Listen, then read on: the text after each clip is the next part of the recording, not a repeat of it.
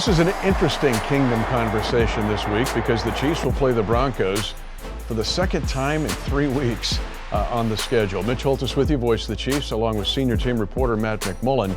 But an interesting dynamic. We see this from time to time in the NFL, but can really that much change in a 3-week period? It sure can, and it seems like we just played these guys because we did on Thursday Night Football just a couple of weeks ago.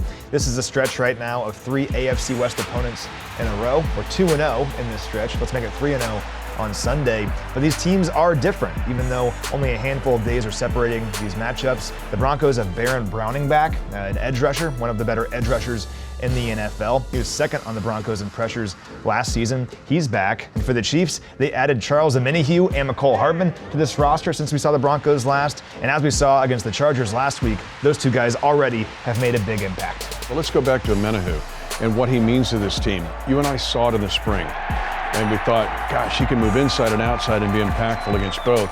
And then he has to be good this week against the run because the Broncos can run the ball. Yeah, they certainly are. Having Javonte Williams, 15 rushes for 82 yards last week against Green Bay. And Russell Wilson, we know what he can do with his legs. This Chiefs defense is playing such good football right now, though. It's the number 2 scoring defense in the NFL. And as you mentioned, added maybe one of the better pass rushers in the NFL, Charles Omenihu. 4 pressures, a sack, and a batted pass that resulted in an interception last week. Let's keep that rolling if you're Charles Omenihu.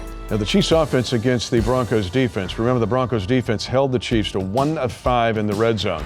And honestly, I felt like the Broncos got some respect and swag back because they held the Green Bay Packers to 17 points. I think 10 different guys for the Packers caught passes, but nobody over 30 yards. That hadn't happened in this league since like 1950. So this is a Bronco defense that has a different swag about them than they had even when they came in to play at GEHA Field at Arrowhead Stadium on that Thursday night game. Sure. Well, we know about the Broncos' struggles earlier in the season. In a way, did get their swag back against us just a few weeks ago. The Chiefs moved the ball in that game. They had 389 yards of total offense. Patrick Mahomes threw for over 300 yards in that game, but 1 for 5 in the red zone. That's not Chiefs football.